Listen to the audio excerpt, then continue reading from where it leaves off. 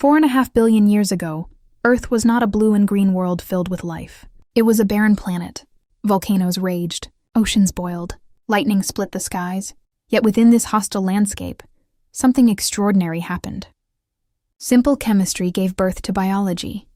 The origin of life is one of the greatest scientific mysteries of all time. How did molecules of carbon, hydrogen, and nitrogen assemble into cells capable of growth and reproduction? How did chemistry become biology? Scientists across disciplines, from chemistry and geology to molecular biology and astronomy, have worked to answer this question. In this documentary, we will explore the conditions of early Earth, the experiments that revealed how life's building blocks could emerge, and the leading theories that explain the first spark of biology. This is the story of our beginnings, the story of how lifeless matter became alive. To understand how life began, we must travel back billions of years to the young Earth. The planet formed about 4.5 billion years ago from dust and gas left over after the birth of the sun. Collisions of asteroids and comets delivered water, minerals, and organic compounds. Volcanoes released gases into the atmosphere, creating a mix of carbon dioxide, nitrogen, water vapor, methane, and ammonia. There was no oxygen to breathe. The seas were hot, the skies were violent, and radiation from the young sun was intense.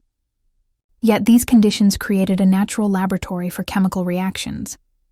The stage was set. The raw ingredients of life were present.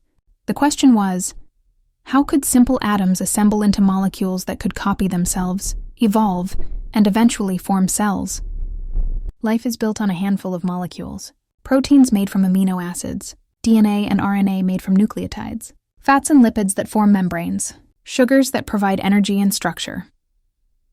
In the 1950s, scientists Stanley Miller and Harold Urey tested how these molecules might form. They built an experiment that simulated early Earth's atmosphere. They circulated gases like methane, ammonia, and water vapor, then added sparks of electricity to mimic lightning. After a week, they discovered that amino acids, the basic units of proteins, had formed spontaneously. The experiment showed that under the right conditions, simple chemistry could generate the building blocks of life. Later experiments confirmed that nucleotides, sugars, and lipids could also form naturally. These molecules have even been found on meteorites, suggesting the seeds of life may be widespread in the universe. The ingredients were there. The next step was assembling them into something greater. For life to exist, molecules must not only form, they must copy themselves. One of the leading theories is the RNA World hypothesis. RNA, a close chemical cousin of DNA, can both store information and act like an enzyme to drive reactions. Scientists believe RNA may have been the first self-replicating molecule. In laboratory experiments, researchers have created short strands of RNA that copy parts of themselves. Though not yet fully self-sustaining, these findings suggest that once RNA appeared, it could have started a cycle of replication and evolution. This step was crucial. Once molecules could make imperfect copies, natural selection could act. Variations that survived better in the environment would spread. From chemistry came the first hints of Darwinian evolution. Molecules alone are not enough. Life requires boundaries. Modern cells are wrapped in membranes made of lipids, fatty molecules that form sheets and bubbles in water. These simple structures can spontaneously assemble, enclosing other molecules inside. Experiments show that fatty acids, which may have existed on early Earth or arrived by comet impacts, can form bubbles that grow, divide, and even trap RNA inside. These primitive compartments, called protocells, may have been the first step toward living cells. With membranes, molecules were no longer scattered randomly.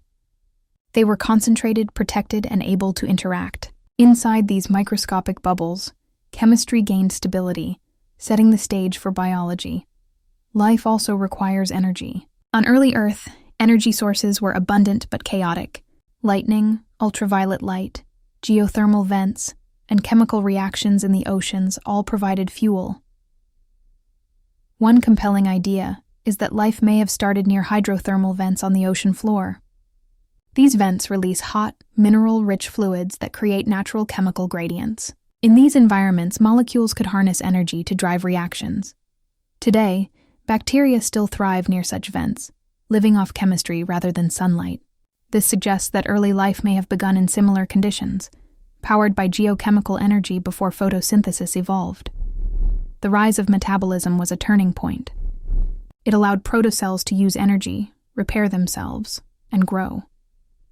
The pieces were coming together. Molecules that could replicate, membranes that provided structure, energy that fueled reactions. At some point, these elements combined into the first true cells. They may have been simple, lacking DNA or complex proteins, but they could reproduce, adapt, and evolve. Over millions of years, competition and mutation shaped these primitive organisms. Eventually, DNA replaced RNA as the main genetic molecule, offering greater stability. Proteins evolved as efficient enzymes. Membranes became more complex. These changes gave rise to the last universal common ancestor, the ancestor of all life on Earth. From bacteria to humans, every living thing traces its lineage back to this ancient organism. Our understanding of life's origins comes not only from experiments but also from studying modern organisms. Some microbes today use ancient pathways that may resemble those of the first life. Ribozymes, RNA molecules with enzymatic activity, provide a glimpse into the RNA world. Membranes made of simple lipids can still function in laboratory protocells. Space exploration also adds clues. Organic molecules have been found on Mars, on comets, and in the atmospheres of distant planets. These discoveries suggest that the chemistry of life is not unique to Earth. The universe may be filled with the ingredients of biology. Studying life's origins is more than looking back. It is also about searching forward, exploring where life might exist beyond Earth. Why does the origin of life matter? First, it reveals our shared history. Every human, every tree, every animal, and every microbe comes from the same ancient spark. We are all connected by chemistry. Second, it shows that life is not magic. It is the result of natural processes, governed by physics and chemistry, unfolding over vast timescales. Finally, it inspires us to search the cosmos. If life could arise on Earth, it may also arise elsewhere, perhaps on Mars, beneath the ice of Europa, or on distant exoplanets. The question is not only how life began here, but whether it exists across the universe. The story of life's origin is not fully solved. Scientists continue to test new ideas, from RNA experiments to hydrothermal vent chemistry. Each discovery brings us closer to understanding how lifeless molecules assembled into living cells. But one truth is clear. We are the children of chemistry. From the chaos of early Earth, from sparks of lightning and minerals in the ocean, life emerged. It grew, evolved, and gave rise to the endless diversity we see today. The mystery of life's origin is the mystery of ourselves. By exploring it, we honor the improbable journey that made us possible. This is how chemistry became biology. This is the hidden universe revealed. If you enjoyed this exploration, subscribe for more journeys into science, discovery, and the origins of life.